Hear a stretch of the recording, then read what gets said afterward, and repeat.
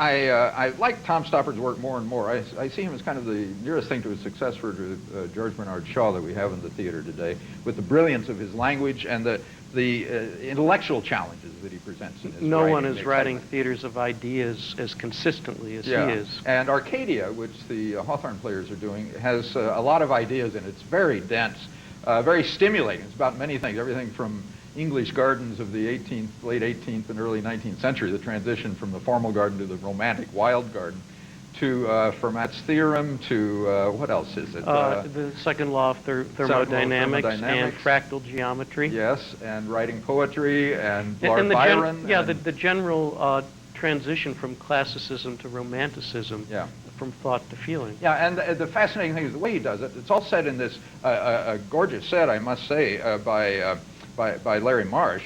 And exactly what the script asks. Yeah, and it's the same set, but for two different time periods, one in the early 19th century and the other at the present day, when people are trying to figure out what was going on at that time. And we have a modern-day scholar who winds up making kind of a fool of himself, trying to convince everybody that Lord Byron had shot someone in a duel there. And he gets shot, in a way, at the end. But it was a lovely performance, I thought, by Gary Love. Did very nice work with that.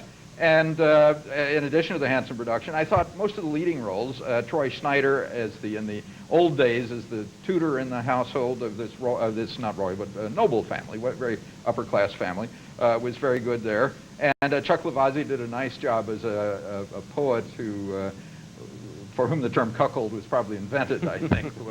the way he dealt with it was very nice. And I thought James Enstall in the modern period as the young heir of the family, who has his own scientific interests, was very good. And Josh Byers did a lovely job as someone in both periods, the younger son in both periods, which was very nicely done, I thought. Unfortunately, it wasn't always as clear as it might have been. Some of the actors needed to slow down a little, watch how they did their emphasis and their inflections. And nothing wrong with this, curiously, though, but the role that Gary Love played, and then another present-day scholar or writer played by Jan Niehoff, there often is, when I've seen it before, there's been some sexual tension between the two, and there really was not that very much this time, I didn't think.